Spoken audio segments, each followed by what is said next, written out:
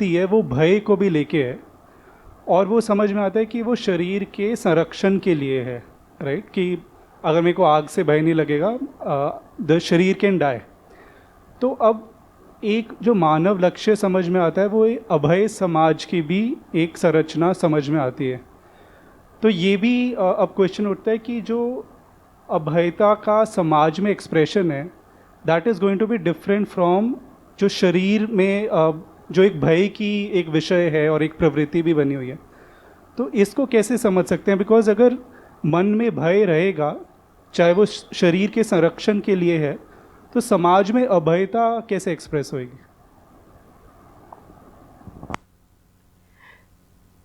देखिए, जो शरीर वाला जो भय है, जिसको हम शरीर संवेदनाओं से जुड़ा हुआ जो भय है, वो शरीर की सुरक्षा के अर्थ में है ना।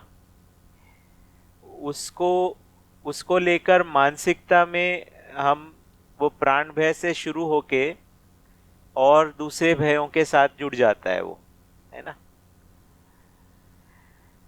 अब जब ज्ञान के अर्थ में जब समझ विकसित हो रही है, तब ये स्वधन स्वनारी स्वपुरुष और दयापूर्ण कार्य व्यवहार के रूप में समझ विकसित हो रही है।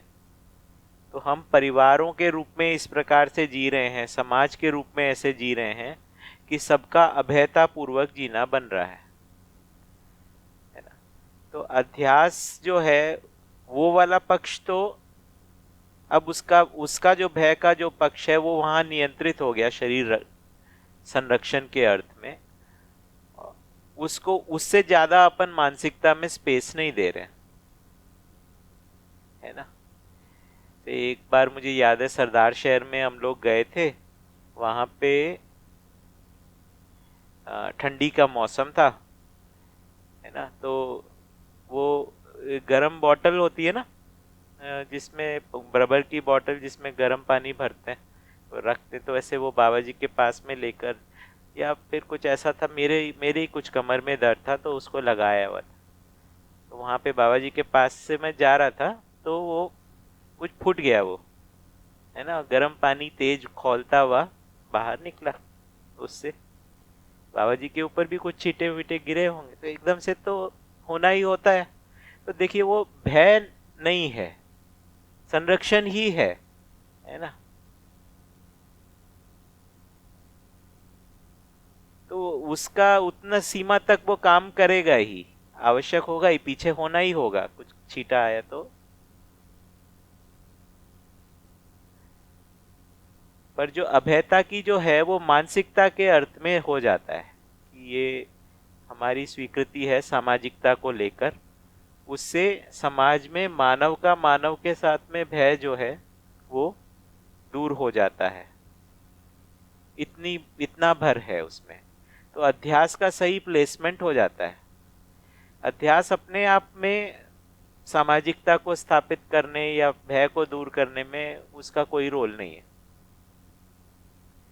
तो शरीर को लेके जो जैसे स्वीकृति है उसको अध्यास कहा, ज्ञान को लेके जो स्वीकृति है उसको संस्कार कहा। तो अध्यास और संस्कार दोनों साथ साथ चल रहे हैं मानव में, है ना।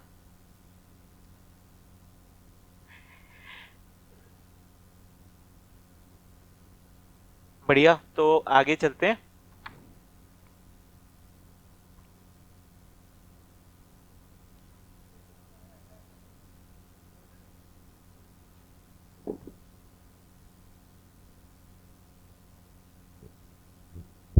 बोलू। हाँ, खाली दिमाग शैतान का घर। दिमाग माने माइंड, माइंड माने मन। तो मन खाली ना रहे, मन को कोई काम में ही आए जिससे कि विचार अच्छे रहें और पूर्णता बनी रहे, ऐसी कोई व्यवस्था हो सकती है क्या? मैं छोटा था तो दिल्ली में मौसी का घर था डिप्टीगंज में, सदर बाजार के पास में। वहाँ पर हम लोग जाया करते थे। वहाँ पे मंगलवार को कीर्तन होता था। और गर्मी की छुट्टियों में हम लोग जाते थे। तो हम बच्चे लोग, मतलब गर्मी का मौसम था, उस समय कूलर वूलर भी नहीं होते थे, है ना। उनको बिजी रखने के लिए सब खिलौने विलौने भी रखते थे, कुछ ताश के गेम और ये सब खेलते रहते थे, 3 2 5 और कुछ कुछ खेलते रहते थे। फिर एक उन्होंने ऐसा दिया कि भाई इनको कुछ करके बिजी तो रखना है, नहीं तो ये बच्चे बोर हो जाएंगे या कुछ करेंगे। तो वहाँ पे कुछ ना एक नोटबुक दे रखी थी, उसमें क्रॉस क्रॉस करके लगे हुए थे। उस पे बोला कि चलो इस पे राम राम राम राम लिखो, है ना। ठीक है, ये ब्लू पेन से लिखो, फिर ब्लू और रेड पेन से लिखो, है ना। ब्लू से एक लाइन में लिखो, फिर रेड से एक लाइन में लिखो, फिर कुछ डिजाइन बना के लिखो, है ना। तो माइंड को ऑक्यूपाई करने के लिए, है ना, कि ये कुछ कार्यक्रम दे दिया।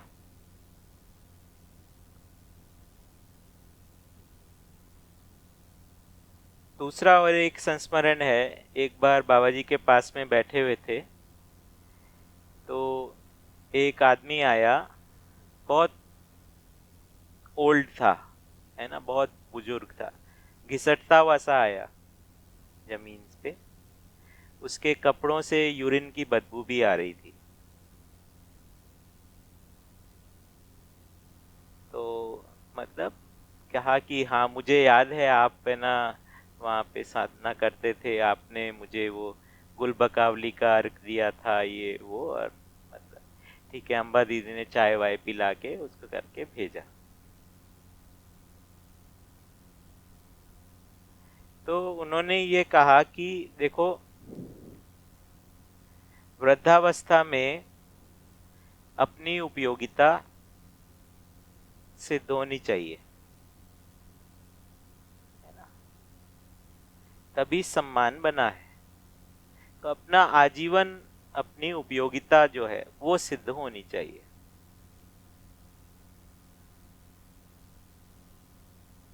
तो उपयोगिता को पहचानने की बात है, और उपयोगिता बेसिकली कहाँ पे पहचान में आएगी? हमारी पहली जो रहने की स्थली है परिवार ही है। वहां पर अपनी उपयोगिता हर आयु के अंदर ठीक ठीक पहचान में आए, है ना। और उसके लिए हम कुछ भी करते हैं तो वो सार्थकता होती है। तो सेवा को भी स्वीकारना, अब जितना हम कर सकते हैं उतना करना, है ना। नाटक नहीं करना है ना। आयु के अनुसार अपना काम करना है, इतना बेसिकली बनाकर रखना है। सार्थ यहाँ पे ऐसा कुछ भी नहीं कह रहे हैं कि ठीक है आप एज है तो फिर काम करने के लिए चलो इन किताबों को पढ़ा करो, ऐसा कोई यहाँ पर सुझाव नहीं है। तो अपनी उपयोगिता अपने परिवार में सिद्ध होना है ना, उसी में ही अपना मन लगता है। और वो हर एक परिवार में एक्चुअली अलग रूप में वो रहेगा, है ना। वो पहचान में आएगा, वो उतना डिलीवर हो पाएगा। तो मेरे को लगता है कि वहां पर मन लगा रहेगा।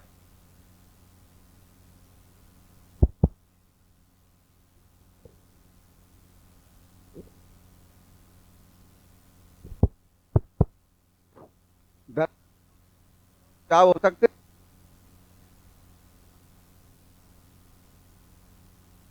और कुछ है नहीं भैया, यहाँ पर ऐसा कुछ भी नहीं है कि ये चीज को रटो, ये चीज को बोलो।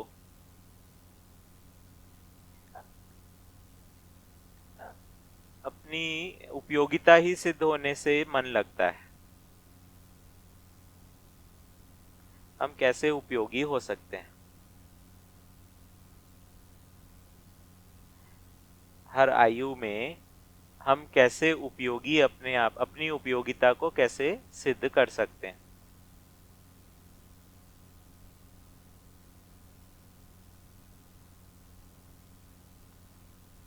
बढ़िया, तो आगे बढ़ेंगे।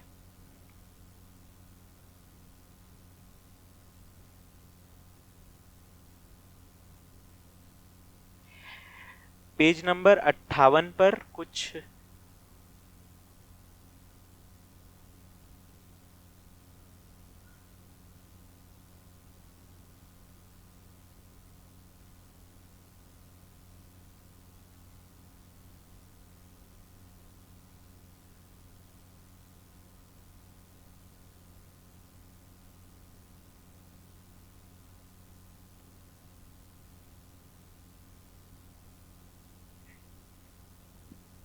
फिफ्टी एट पे भैया इधर श्रेष्ठता और गुरु मूल्य की ओर गति, प्रगति के आगे लिखा है पूर्व से भिन्न आगे गुणात्मक विकास की ओर गति को प्रगति संज्ञा है, ये स्पष्ट है। एक बार ये श्रेष्ठता और गुरु मूल्य की ओर गति,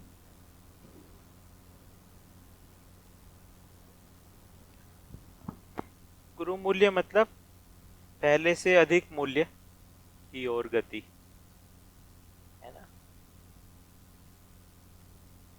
तो हम अपनी हमारी प्रगति हुई है, हम कैसे पहचानेंगे, है ना। हम कुछ अभी जितना कर रहे हैं उससे और अच्छा कुछ कर पा रहे हैं, वो हमारी प्रगति है। गुणात्मक विकास को प्रगति कह रहे हैं। हाँ भी ये तीसरा चौथा पांचवा बिंदु है, उसमें लिखा हुआ है फल भेद से प्रभाव, और फल का जो डेफिनेशन यहाँ पे दिया हुआ है कि जिस अवधि का अनंतर क्रिया प्रणाली बदलती रहती है। तो यानी लास्ट जनरेशन में जो हुआ है या कुछ पीछे हुआ है उसका फल जो हमको मिला है वो हिसाब से फल वो कह रहे कि जो ड्यूरेशन का हिसाब से बता रहे ये फल। इसकी परिभाषा को समझ लेते हैं। फल को क्या, फल की ये परिभाषा का क्या मतलब है। ठीक, बहुत अच्छी परिभाषा है ये कि जिस ड्यूरेशन के बाद में क्रिया का स्वरूप बदल जाता है, क्रिया प्रणाली बदल जाती है, उसको हम फल कहते हैं। जैसे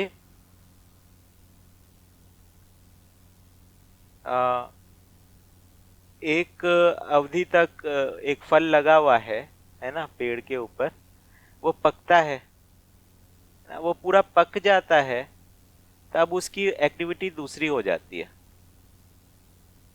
ना। दूसरा उदाहरण, चाय बना रहे हैं हम,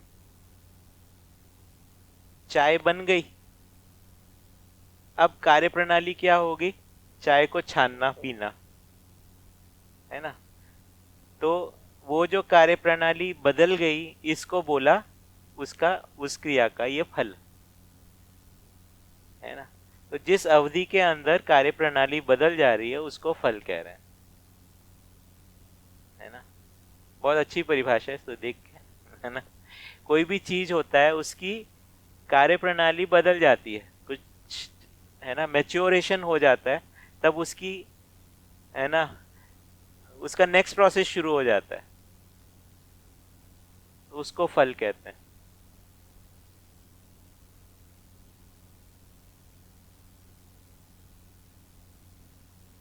भैया यहाँ ये प्रयास की जो परिभाषा है, लक्ष्य की उपलब्धि के लिए यत्न पूर्वक का क्या?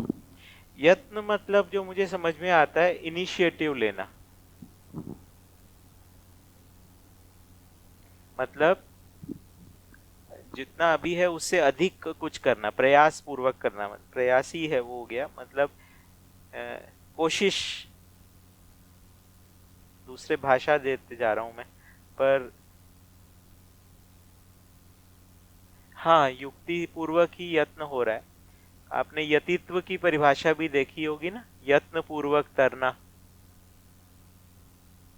और सतीत्व की परिभाषा देखी होगी, सत्व पूर्वक तरना। तो यत्न जो है वो आगे की तरफ बढ़ने के रूप में है, और सत्व जो है उसको बनाए रखने के रूप में है।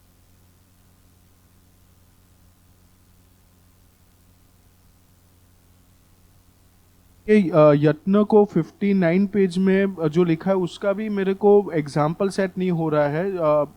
पहला बिंदु है लोक एवं लोकेश भेद से लक्ष्य, और अतरंग एवं बहिरंग भेद से यत्न। तो ये इसका क्या कुछ एग्जाम्पल से सेट कर सकते हैं कुछ कि पेज अंतरंग नंबर- और हाँ। बहिरंग भेद से यत्न 59 पेज पे दूसरी अनुभूति है ना। तो हमारा जो प्रयत्न है वो या तो अपने आंतरिक विकास के लिए होगा या फिर बाहरी कुछ उपलब्धि के लिए होगा। तो इसमें क्या दो डायरेक्शन से हो सकते हैं, या तो आपका लक्ष्य जो है लोक की तरफ होगा, मतलब प्रकृति के साथ में होगा, या लोकेश यानी कि व्यापक सत्ता में अनुभव के लिए होगा, है ना। तो ये दो डायरेक्शन, इसमें जजमेंट नहीं है। देखिए ये ऐसा नहीं कह रहे ये बुरा है ये अच्छा है ना। ये दो डिस्टिंक्शंस हैं। तो ये भी जरूरत है, मतलब थोड़े व्यष्टि मतलब समष्टि मतलब समग्रता।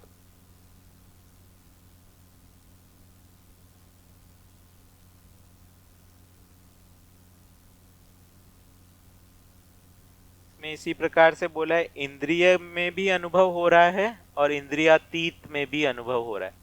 तो एक तो सेंसरी एक्सपीरियंस भी होता है और एक व्यापकता में भी अनुभव होता है।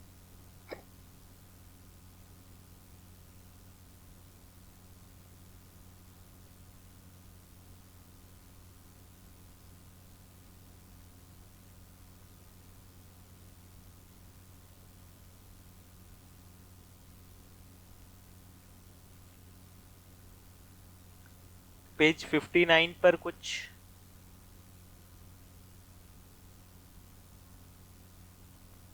हाँ जी।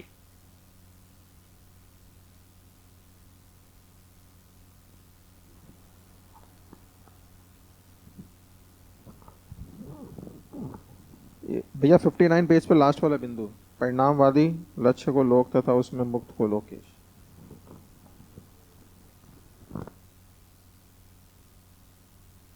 देखिए अनुभव जो है वो एक बार प्राप्त होता है तो फिर उसका परिणाम नहीं होता, उसका चेंज नहीं होता, वो है ना। तो वो लक्ष्य के तो वो परिणामवादी नहीं है, उसके बाद उसकी निरंतरता है। तो व्यापकता में अनुभव होने के बाद अनुभव की निरंतरता है, इसलिए वो अपरिणामवादी लक्ष्य है। और जो भी शरीर के साथ में जो क्रियाकलाप हैं वो परिणामवादी लक्ष्य हैं, है ना। मतलब उनमें चेंज होता है। इसमें ये नहीं कह रहे ये गंदा है ये अच्छा है, इसका नेचर ऐसा है उसका नेचर ऐसा है ना। शरीर का जो नेचर है वो चेंज वाला नेचर है, उसका जो नेचर है वो अनचेंज वाला नेचर। अनचेंज वाला नेचर चेंज वाले नेचर के साथ में करना है, इतना ही उसमें क्या है। अच्छा बुरा वाला जजमेंट करते तो लगता है ये सब गंदा है ना, वो सब अच्छा है, वैसा नहीं कहा जा रहा है ना। ये परिणामवादी है। तो जड़ से विरक्ति करने का यहाँ पे कोई संदेश नहीं है, उसका नेचर समझ के उसका उपयोग करना है, उसका सही प्लेसमेंट होना है।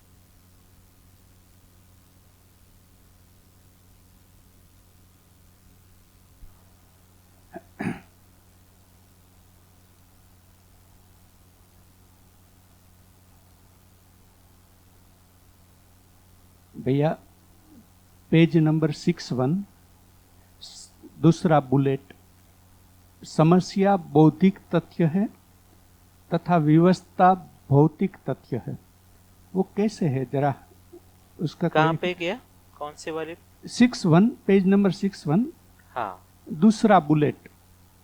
हाँ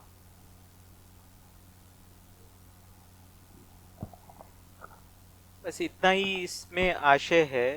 देखिए, बौद्धिक से जो आशय है जो जीवनगत है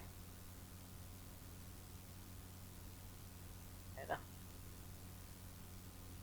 चैतन्यगत को बौद्धिक कहा है, और भौतिक जो है वो बेसिकली शरीर से जुड़ा हुआ है। इतना ही इसमें आशय। तो विवशता जो भी होगी वो शरीर से संबंधित होगी, और समस्या जो होगी वो सब जीवनगत होगी।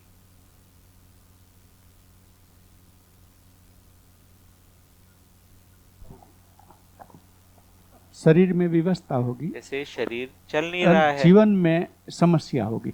हाँ, जैसे मतलब कोई चीज हमको उलझन है, हमको है ना, बन नहीं रही है परिवार में, है ना? ये वाली जो चीज है वो बौद्धिक है, साइकोलॉजिकल है। बौद्धिक से आशय बुद्धि नहीं है, यहाँ पर जीवन से संबंधित है ना। विवशता, मान लो अपना कुछ प्रॉब्लम हो गया, पैर नहीं चल रहा, अब घिसट घिसट के चलना है ना, ये विवशता है। तो ये विवशता जो है वो भौतिक तथ्य है।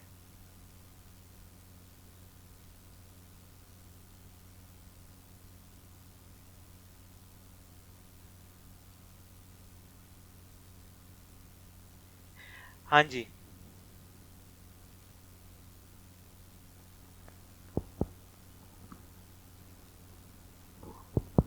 भैया इधर नीचे, सामने सामने। पेज नंबर 60 पे थर्ड पॉइंट, स्फुरन, प्रेरणा तथा क्रांति के भेद से मनन।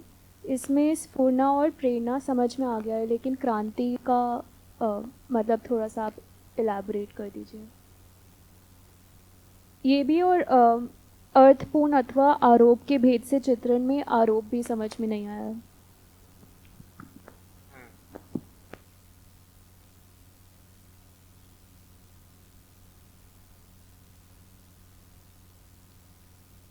देखना पड़ेगा इसको, क्रांति का यहाँ पे क्या आशय है। क्रांति तो उत्थान के लिए होता है भैया, विकास के को ही क्रांति कहते हैं, उसका प्रतिक्रांति ह्रासगति को कहते हैं। हाँ, तो एक तो स्फुरन मतलब जो अपने आप में होता है, प्रेरणा जो है दूसरे से होता है। कहाँ पे? हाँ, कर्तव्य की ओर अग्रेषित संवेग को स्फुरन तथा प्रेरणा एवं विवशता पूर्वक प्राप्त बौद्धिक प्रयास और शारीरिक चेष्टा की को प्रतिक्रांति संज्ञा है। श्रेष्ठता की ओर क्रांति और नेष्टता की ओर प्रतिक्रांति संज्ञा है। मनन में 3 डिस्टिंक्शन बता रहे हैं, स्फुरन, प्रेरणा और क्रांति।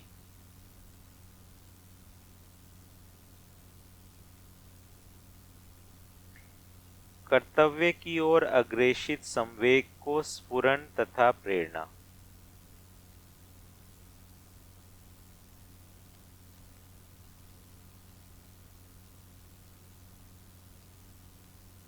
और क्रांति को कह रहे हैं श्रेष्ठता की ओर क्रांति होती है। तो कर्तव्य तो ऐसा लग रहा है कि जो हमारा संबंधों में निर्वाह के रूप में दिखाई दे रहा है, और श्रेष्ठता जो है वो उससे आगे की ओर है कि हम उसमें देव मानव और दिव्य मानव की ओर जो आगे की ओर गति है उसको श्रेष्ठता की ओर गति कहा है। ये पेज 61 पे दे रखा है भैया, लास्ट थर्ड, नीचे से थर्ड बुलेट में कर्तव्य दे रखा है, दायित्व दे रखा है। कौन सा वाला? 61 पर हाँ, लास्ट थर्ड बुलेट में कर्तव्य व आवश्यकता का भाव, कर्तव्य और आवश्यकता का भाव मानव में। हाँ, जो आप बता रहे हैं वही है। संबंधों की पहचान सहित निर्वाह किया जिससे निष्ठा का बोध होता है, दायित्व, संबंधों की पहचान सहित मूल्यों का निर्वाह सहित मूल्यांकन क्रिया जिससे तृप्ति का बोध होता है।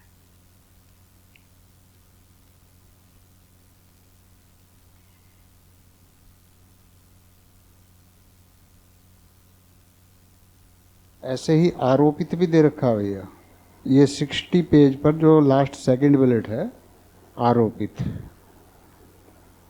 जो मान लिया है कुछ जो सही नहीं है वो आरोपित है। हाँ, स्वस्वरूप के साक्षी में किए गए बोध की सत्य बोध और इसके विपरीत में आरोपित मानना ही भ्रम है जो असत्य है। आरोप मतलब जो इम्पोजिशन है, मतलब जो जिसका अर्थ नहीं है लेकिन हमने उसको मान लिया है।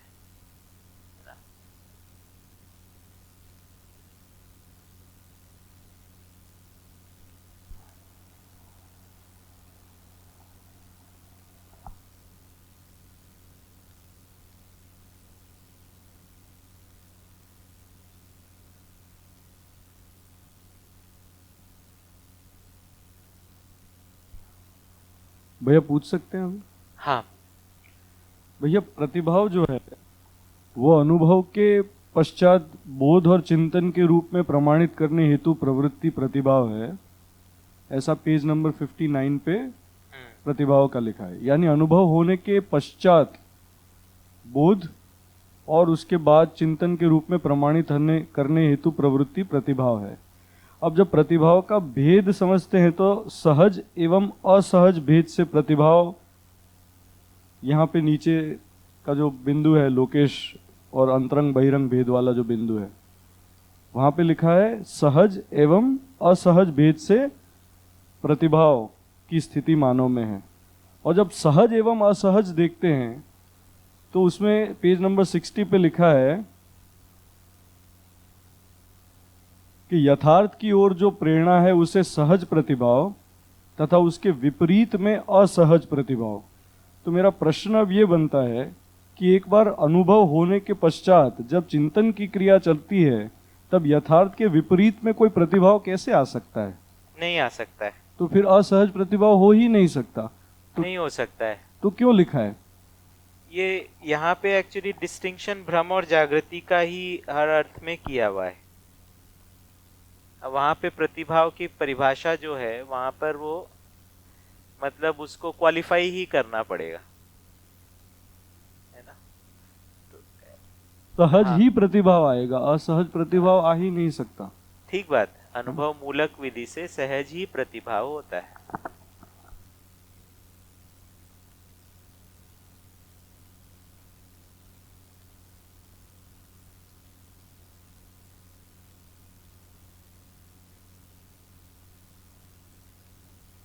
अनुभव मूलक विधि से चिंतन और चित्रण के लिए जो गति है ना, क्या इसमें है? अनुभव के अनंतर बोध चिंतन के रूप में प्रमाणित करने हेतु प्रवृत्ति प्रतिभाव है।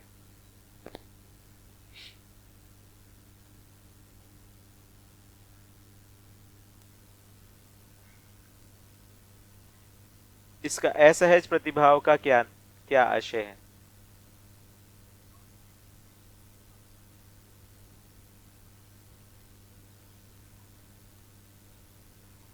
हाँ, इसके लिए कुछ और शब्द भी यूज कर सकते थे, तो अब इसको अब क्या करें? है ना? तो बेसिकली ये है कि यथार्थ की ओर प्रेरणा तो सहज प्रतिभाव है, ये वाला बात ठीक हो गया।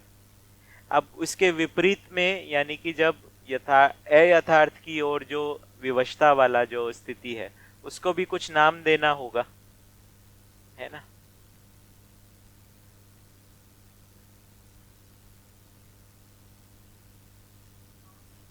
माइक ले लो भैया, सबको सुनेगा। भाषा के रूप में देखा जाए तो दो तरीके की भाषाएं बनती हैं। यानी मैंने किसी को प्रस्ताव दिया तो एक भाषा तो ये बनती है कि उसने स्वीकार नहीं किया, दूसरा बनता है कि उसने अस्वीकार कर दिया। तो इन दोनों में भी इस तरीके से मेरे को कुछ भेद लग रहा है कि एक पॉजिटिव नेगेटिव वाली भाषा लग रही है।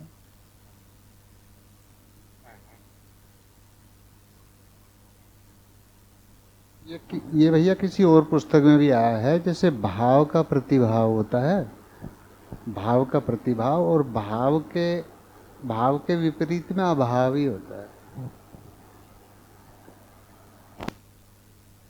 देखना पड़ेगा भैया, मेरे को अभी उतना बन नहीं रहा है उससे।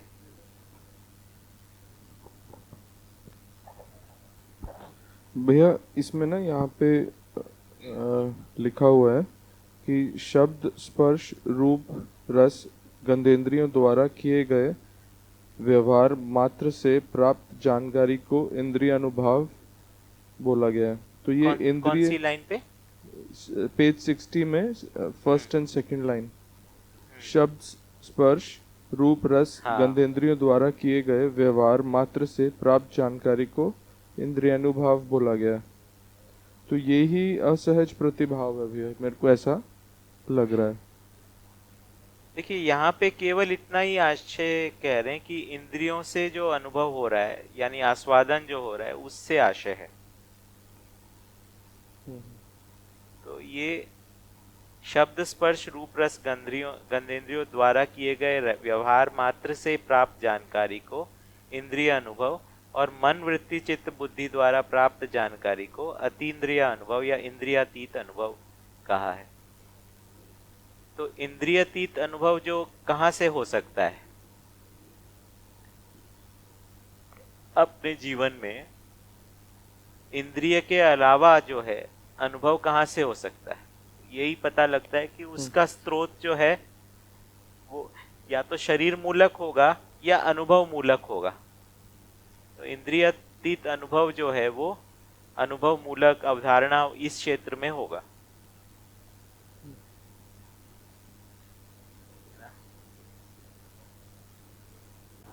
बिल्कुल ऐसे ही ह्रास विकास भेद से प्रगति, विकास की तरफ है तो प्रगति है, ह्रास की तरफ नहीं है। ऐसा ही कुछ लगता है। भेद, जब भेद शब्द आता है फिर तो भैया ऐसे ही पढ़ा जाता है उसे। साहित्य में भी भेद ऐसे का मतलब डिस्टिंक्शन है ना? हाँ जी, साहित्य में भी ऐसे ही पढ़ते हैं उसे।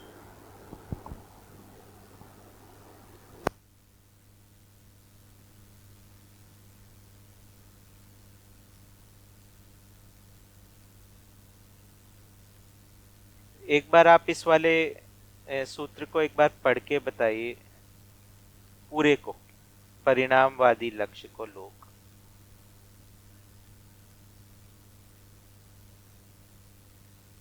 आप कह रहे हैं, अच्छा, परिणामवादी लक्ष्य को लोक और उससे मुक्त को लोकेश। अगर परिणामी है, कोई चीज परिवर्तन हो रहा है तो वो 4.5 क्रियाओं की ओर है ना, तो लोक तो लौकिक जगत से जुड़ा है, भौतिक से जुड़ा है, और उससे मुक्त है तो फिर परगति है, पूर्वा नहीं है। 4.5 क्रियाओं को पूर्वागति और उसके अनुभव बोध के लिए वो परगति है, उसको लोकेश कहा है।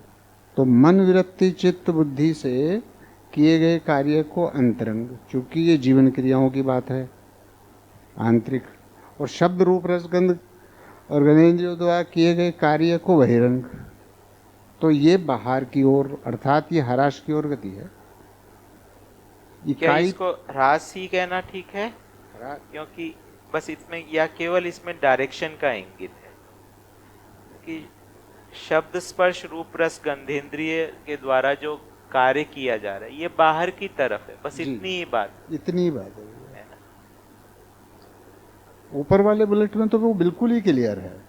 हाँ। लोक लोके से भेद से लक्ष्य है। हाँ। लोक भेद से तो कोई, लोक से तो कोई लक्ष्य बनता ही नहीं है, खाओ पियो, इतना ही लक्ष्य बनता है। कुछ सामान जोड़ जाड़ के और कुछ जिसको समृद्धि मान के कुछ सुविधाओं में और उस अनुकूलता में जीवन बिता देना है वो तो लोग इसको थोड़ा सा और मतलब इसको सेट करना होगा। मुझको लगता है कि जो हमारी ऐषणाओं तक का जो लक्ष्य बन रहे हैं वो भी लोक से जुड़े हुए या सबीज लक्ष्य हैं, है ना। तो इतना उसको जोड़ना पड़ेगा, वहां पे सब कुछ निरर्थक नहीं है। हाँ वो ये ठीक है ना। भैया भैया इधर लोकेश तो व्यापक की संज्ञा है ना फर्स्ट? जी। तो हमारे जो लक्ष्य हैं या तो व्यापकता में अनुभव के लिए लक्ष्य है, और दूसरा जो है वो दूसरा प्रकृति के साथ जुड़ने के अर्थ में लक्ष्य है। तो प्रकृति के साथ में जुड़ने के सार्थक लक्ष्य भी हैं, जैसे वित्तेषणा पुत्तेषणा लोकेशना लोकवादी लक्ष्य हैं, है ना। तो सामाजिक लक्ष्य हैं वो। तो उसके लोक वाले जो लक्ष्य हैं उसको एकदम निगेट नहीं कर सकते हैं। जैसे आप देखेंगे सेकंड बुलेट जो है मानवीय व्यवहार में, वो लौकिक व्यवहार में ऐष्णात्रय को भी लिखा है। इसीलिए भैया उसको परिणामवादी भी लिखा है। हम लक्ष्य बनाएंगे, कुछ परिणाम हो जाएगा उसमें, वो स्थायी परिणाम नहीं है। स्थायी परिणाम नहीं है, लेकिन परंपरा के रूप में उसकी निरंतरता है, वो निरंतर है ना। तो लोक के साथ में जो परिवर्तनशील है पुत्रेष्णा, और ये तो परिवर्तनशीलता के साथ जुड़े हुए लक्ष्य भी होंगे, और अनुभव परिवर्तनीय लक्ष्य है। तो अपरिवर्तनीय का परिणाम परिवर्तनशीलता के साथ बैठाना है। हाँ वो तो लघु समाया ही रहता है, रहेगा। इसके अंदर ये आवश्यक है कि ये पहचाने कि लोक के साथ ही मानवीयता प्रमाणित हो रही है। जी जी, है ना। अगर हम इस तरीके से मान लेते हैं इस साइड में सब नेगेटिव, उस साइड में सारा पॉजिटिव, नहीं तो वो तो फिर सूत्र ही गड़बड़ हो जाएगा कि सब संज्ञा हाँ संज्ञानियत के अर्थ में संवेदनाएं नियंत्रित रहती है। उसमें वो डिस्टिंक्शन ठीक, वो उस तरह से फांकी करना ठीक नहीं। नहीं।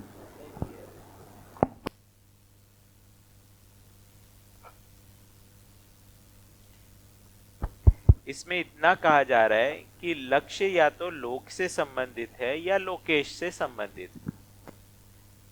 लोक से संबंधित सार्थक लक्ष्य भी हो सकते हैं, जैसे अखंड समाज सार्वभौम व्यवस्था सार्थक लक्ष्य है लोक से संबंधित, समृद्धि के अर्थ में, सामाजिकता के अर्थ में। आप कुछ पूछ रहे हैं?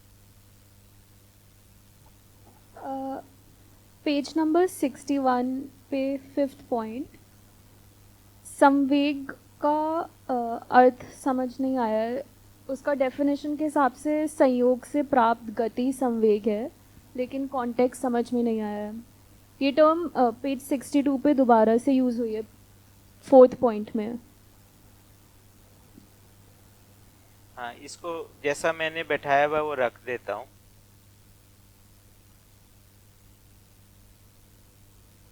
देखिए, मन का जब वो शरीर के साथ में जुड़ रहा है तो संवेग परिभाषा बन रही है ना। मतलब जब जीवन शक्तियां जो है शरीर के साथ जुड़ रही है तो उसको क्रिया व्यवहार में, कार्य व्यवहार में उसको बाध्य कर दे रही, उसको अपन संवेग कह रहे हैं। तो तीव्र संवेग वो है जो क्रिया के रूप में अवतरित होता है। फिर उसके बाद लिखा है, इस संवेग का दबाव और उसकी गति एवं पिपासा यानी प्यास का निर्धारण इच्छा तथा प्रयोजन से नियंत्रित है। इच्छा, प्रयोजन का अनुभव, है ना। तो संवेग जो बन रहा है मन से संवेग बन रहा है, इसका नियंत्रण जो है वो इच्छा और प्रयोजन में है। फिर उसके बाद में यह है, संवेग से ही चयन क्रिया है, जिससे अब ये लिखा कि चयन क्रिया ये इतने प्रकार की है, संग्रहवादी, पोषणवादी, दोहनवादी, त्यागवादी या शोषणवादी। तो इतने प्रकार से चयन हो पा रहा है। संग्रह मतलब इकट्ठा कर लेना, है ना, उसके अर्थ में चयन हो रहा है। पोषण करना मतलब किसी को, है ना, नरिश कर देना। दोहनवादी, है ना, दोहन मतलब हमको ये शोषण से भिन्न होता है कि मूल रूप बना रहता है, उससे अपने काम की चीज ले लेना। जैसे गाय का दूध निकालते हैं उसको दोहन कहते हैं, तो ये भी एक प्रकार का चयन है। त्यागवादी मतलब विसर्जन करने की क्रिया, वो भी एक प्रकार का चयन है। शोषणवादी है ना, किसी चीज से कुछ अनुकूलता को हटा देना। ये नकारात्मक नहीं है सभी, और इनमें से कुछ भी नकारात्मक नहीं है। अब आप जैसे कोई दवाई को सुखा रहे हो, है ना, तो सुखाने के लिए फिर उसके लिए उपयोगी बना रहे हो। अब उसके लिए वहां पर वो सुखाना है, शोषण ही है, पर बेसिकली एक प्रकार का बात है। तो मन से इतने प्रकार की क्रियाएं चयन हो रहे हैं, ठीक है। शोषण अगर उस तरह से जुड़ रहा है मानसिकता के साथ में, किसी का जो है बलपूर्वक अत्याचार करना है, वो उस वहाँ शोषण जो है वो नकारात्मक है। पर अगर इसको हम स्पेसिफिकली देखें कि इतने प्रकार से चयन हो रहा है, जैसे हमने चित्त के स्तर पर 8 प्रकार के चित्रणों की बात की थी, वो सब नकारात्मक नहीं है, वो होता है ना।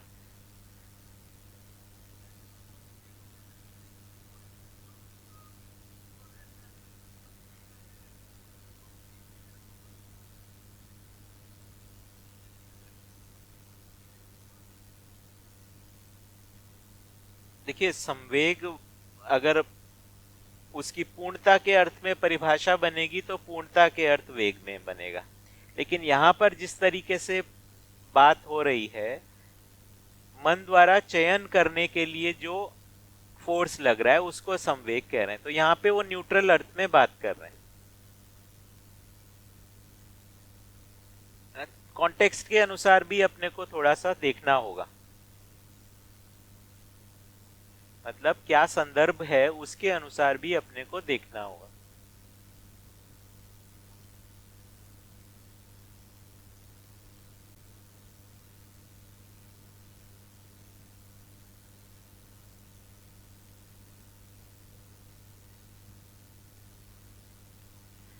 पेज नंबर 62 पे कोई और पॉइंट हो?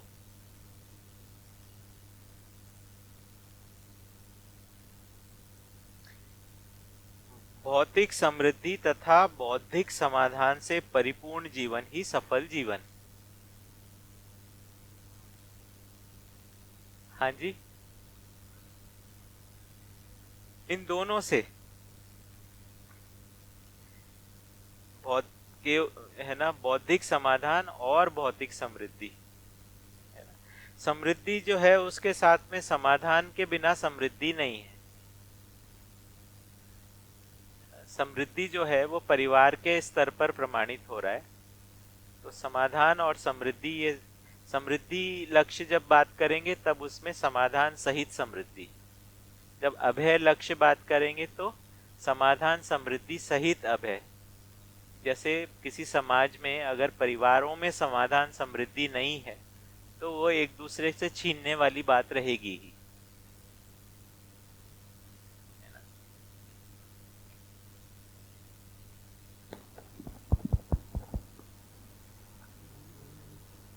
भैया एक शब्द आता है पद, तो इसका परिभाषा क्या रहेगा अगर एक शब्द में बोलें पद? परिभाषा तो देखना पड़ेगा, पर देखिए जो भी प्रकृति है वो अनेक पदों में है, और जो व्यापक सत्ता है उसको पदातीत कहा है ना, क्योंकि वो किसी पद में नहीं है और सभी पद इसमें है। जैसे लोहा, हाँ हाँ, पोजीशन भी होता है ना। तो अब यहाँ पे इस तरह से देख रहे हैं कि प्रकृति अनेक पदों में स्थित है। प्रकृति, सारी प्रकृति एक फ्लैट नहीं है, इसमें श्रेष्ठता की ओर क्रम है, अनुक्रम के रूप में प्रकृति दिखाई देती है। तो उसमें अनेक पद हैं और पद चक्र की पहचान हो रही है। एक दो पद का एग्जाम्पल देके बताइए, फिर लिंक हो जाएगा। जैसे प्राण पद चक्र, फिर भ्रांत पद चक्र, फिर देव पद चक्र, फिर दिव्य पद। तो प्राण पद चक्र में पदार्थावस्था और प्राणावस्था के अनेक पद हैं, स्टेटसेस हैं। स्टेटस मतलब जैसे नीम एक पद है, हाँ, ऐसे करके स्पीसीज के हिसाब से पद है, हाँ, ऐसा पर कह नीम सकते हैं। का जो है वो विरचित होके मिट्टी में बनेगा, तो उसका ह्रास होके वो अब मिट्टी वाले पद में आ गया। तो ये चक्र के रूप में बना हुआ है। मतलब जिस पद पे बना हुआ है उसको पद बोला है, वो विरचित होने के बाद जिसमें मिलेगा फिर उस पद में हो जाएगा। हाँ, ऐसा। इसलिए प्रकृति को पदार्थ भी कहा है कि पद भेद से अर्थ भेद को व्यक्त करने वाला है ना। तो जो ये पद जो है उनको स्थितियां भी कह सकते हैं। तो निश्चित जैसे आपने भी बताया, नाम या पोजीशन जो है उसके अनुसार, पद भेद के अनुसार अर्थ भेद को स्पष्ट करने वाला।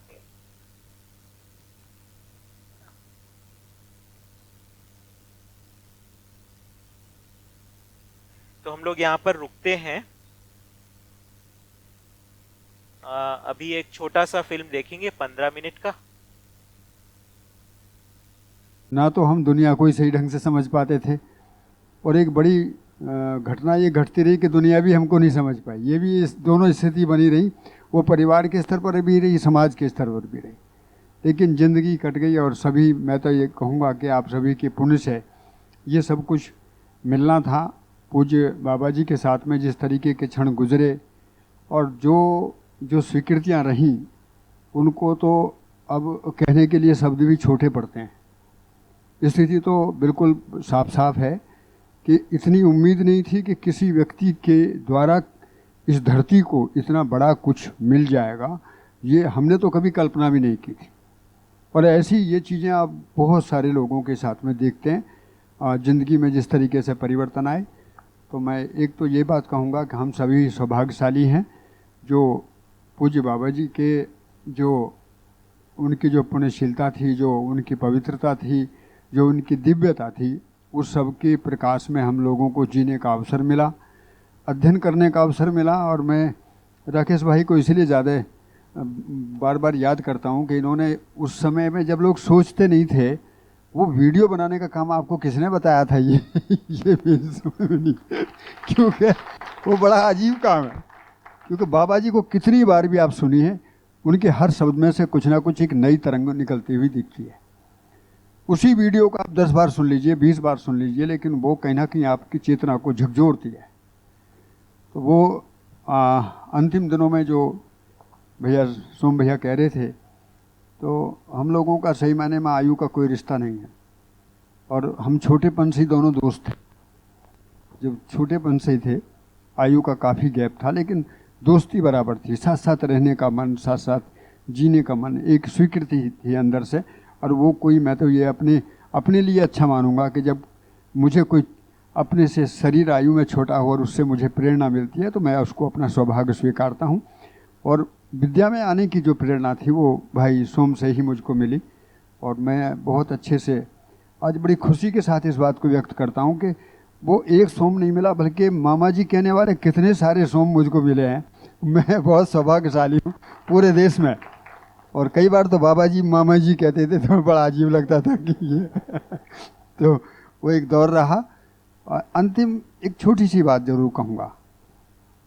बाबा जी रविकांत भैया का फ़ोन आता था लगभग 10 बजे के लगभग कि बाबा जी ने आपको बुलाया। तो मैंने कि बाबा जी को बता देते कि भाई मैं बहुत दूर हूँ, ऐसा बोले, वो सुनते हो तो बताएं भी। उन्होंने कहा कि वो जागे हुए हैं, उनसे तुरंत बात करो और उनसे कहो कि वो जल्दी आ जाएं। तो हमने कहा एक बार ये पूछ लो कोई काम हो तो मैं तैयारी करके आऊँ। बोले बताया कुछ नहीं, बोले आ जाएं। ये 3 दौर ऐसे गुजरे, और उन 3 दौरों में आखिरी दौर की घटना है कि वो भैया हेमलाल भाई थे ना, वो तो दोपहर का समय था। हेमलाल भाई बाबा जी के पास थे, तो मुझसे बोले कि मामा जी आप अब थोड़ी देर के लिए बैठ जाओ, और बाबा जी आराम कर रहे हैं और मैं भी थोड़ा सा लेट लेता हूँ, मुझे थोड़ा सा नींद आ रही है। तो हमने कहा आप चले जाओ। हम बाबा जी के साथ बैठे हुए थे। ये घटना मैं आपको इसलिए बताना चाह रहा हूँ कि ये घटना अपनी ज़िंदगी में आज भी तैरती है। हर समय मेरी ज़िंदगी में अपनी ये शब्द मेरे अंदर तैरते रहते हैं, और इसलिए मुझे ये भी पता नहीं लग रहा है कि मेरी गति राष्ट्र के लिए, दुनिया के लिए, देश के लिए, धरती के लिए, परिवार के लिए किस तरीके से काम कर रही है। हम जिस पर भी सोचते तक नहीं, उससे ज़्यादा रास्ता हमको पहले बना हुआ मिलता है। ये दिव्यता का प्रकाश यही होता है। इसमें आदमी को कहीं अपने में गलतफहमी और अहमता ना हो जाए, क्योंकि बहुत लंबी कमाई हम लोगों को दौलत के रूप में मिली है। और मैं ये कहूँगा कि आप इसको सजो कर रखिए और इस पर गहराई से काम करिए।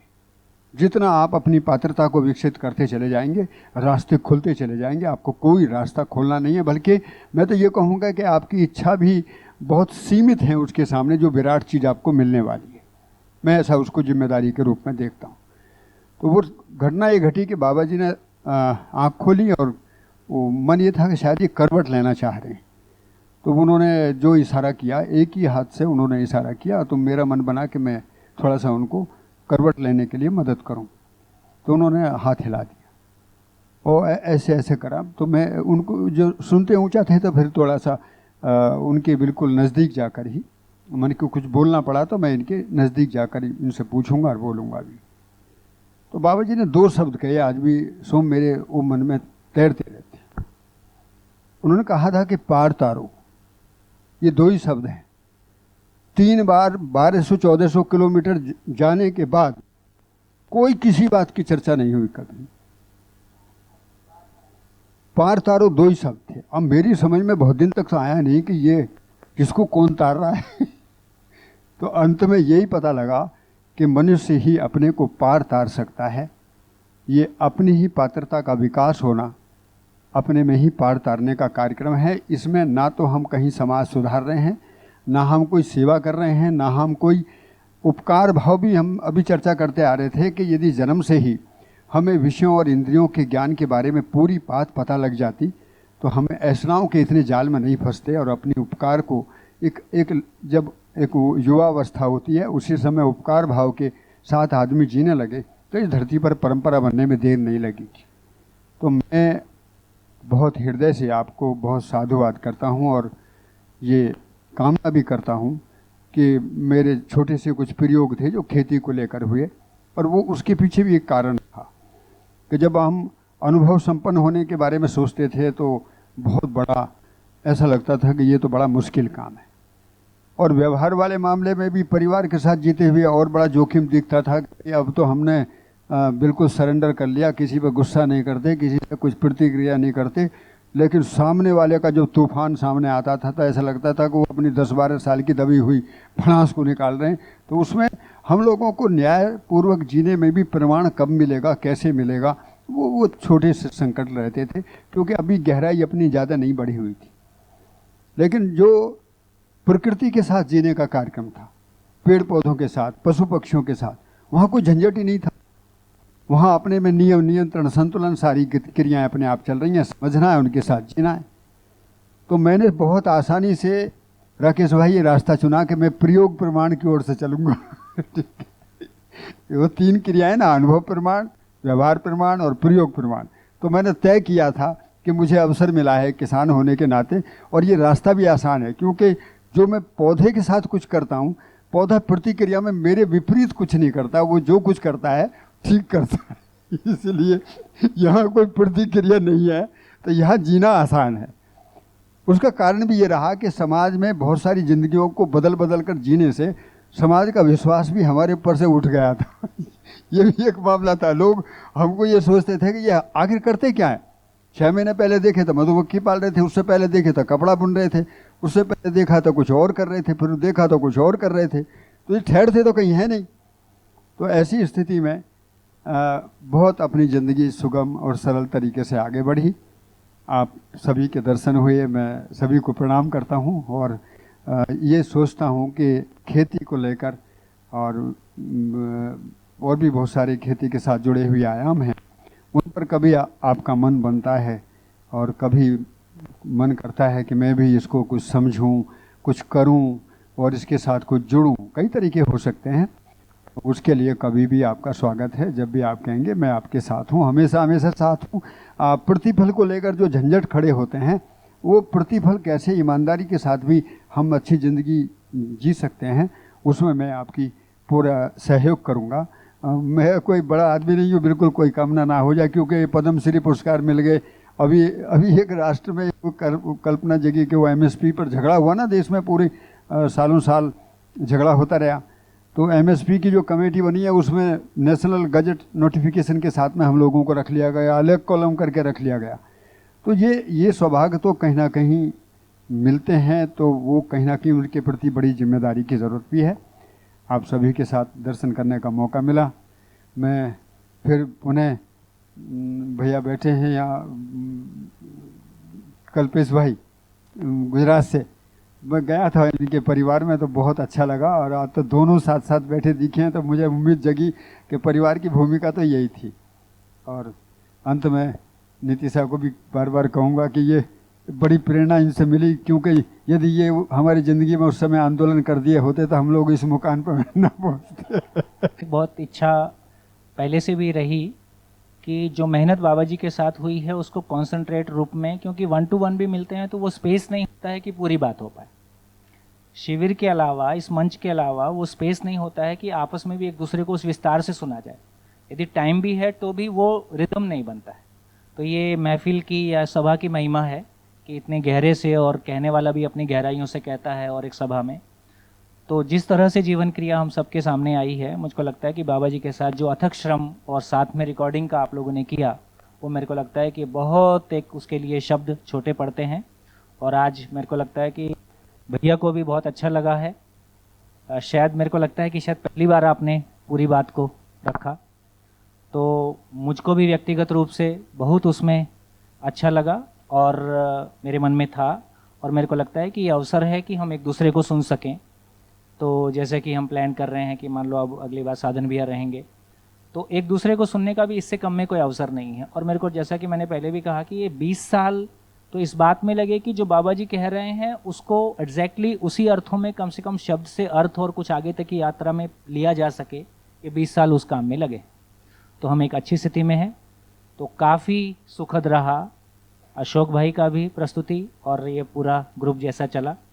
तो मैं राकेश भाई को आमंत्रित करता हूँ, आपको कैसा लगा, और फिर 1-2 लोग आप में से शेयर कर दें, फिर एक बढ़िया सा फोटो खींचें। आज चाय को कुर्बान कर देंगे इस खुशी के नाम पे है ना। भाभी मेरी हैं, है ना। तो हम 2 भाई हैं सगे, और संजीव बेसिकली मेरा कज़िन भाई है। मेरी मम्मी और संजीव की मम्मी सगी बहनें थी, 2 सगी बहनें एक ही परिवार में, 2 सगे भाइयों को। मम्मी बड़े भाई को थी, संजीव की मम्मी पिताजी बड़े भाई हैं, तो आपस में चाची और ताई दोनों रिश्ते हमारे रहे। और मेरी मम्मी ने लगभग हम तीनों को एक ही जैसा मान के पालन पोषण किया।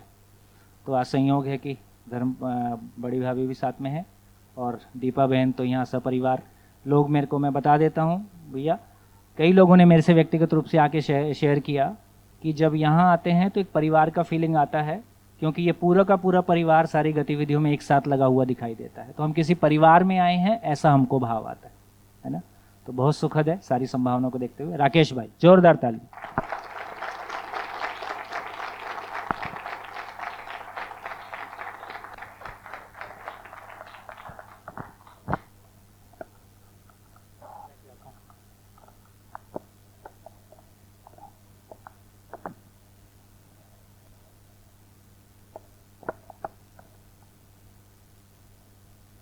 तो पूज्य बाबा जी के प्रति कृतज्ञता।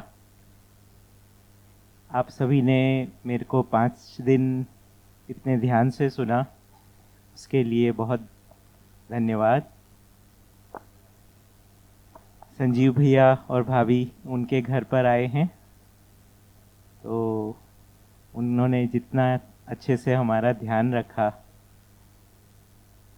तो उन्होंने उसका बहुत बहुत धन्यवाद।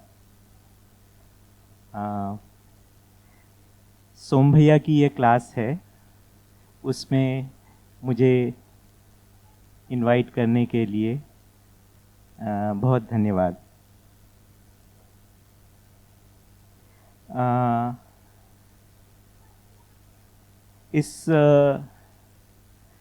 हम लोग जीवन क्रियाओं के लेकर यहाँ पे बात किए, तो मैं भी पहली बार ही इतने डिटेल में इस बात को रखा है ना, और इसमें मुझे काफ़ी कुछ सीखने को मिला इस पूरे उसमें। बाबा जी से जो संवाद और जो उनके साथ में जूझे, उससे तो कुछ हुआ ही।